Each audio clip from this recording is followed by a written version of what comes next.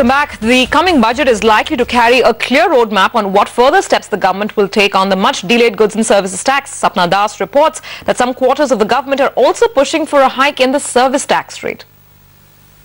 This budget could bring a major realignment in indirect taxes, which will boost the centre's efforts on GST and the Make in India campaign. To say the government may have to prune the list of items which do not attract excise duty from the current 250. To speed up GST implementation, the government may have to impose excise duty on such items since state governments already levy value-added tax on them. Take for instance, products like cottage cheese, milk food and milk powder, edible oil, pizza bread, non-electronic toys and tractors. All these currently attract zero excise duty and a 5% value-added tax from state governments.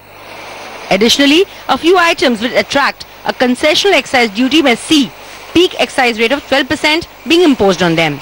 We also learned that in an effort to cut input costs for domestic industry, the special additional duty or SAD may be lowered from 4% to 2%, bringing it in line with the central sales tax rate.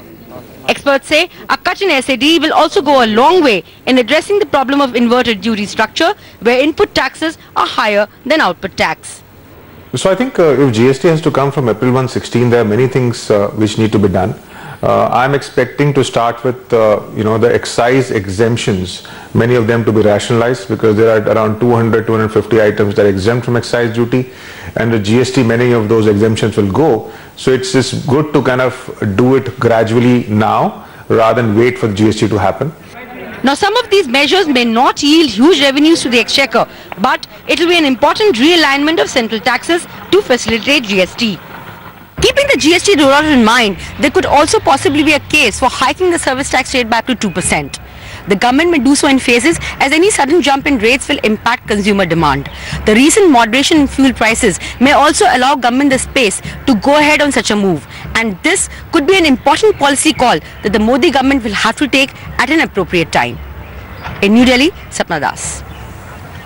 The rapidly booming e-commerce sector is also hoping that GST will become a reality sooner rather than later. Purnima Murli and Kritika Saxena report on why GST is being seen as the second coming for the sector.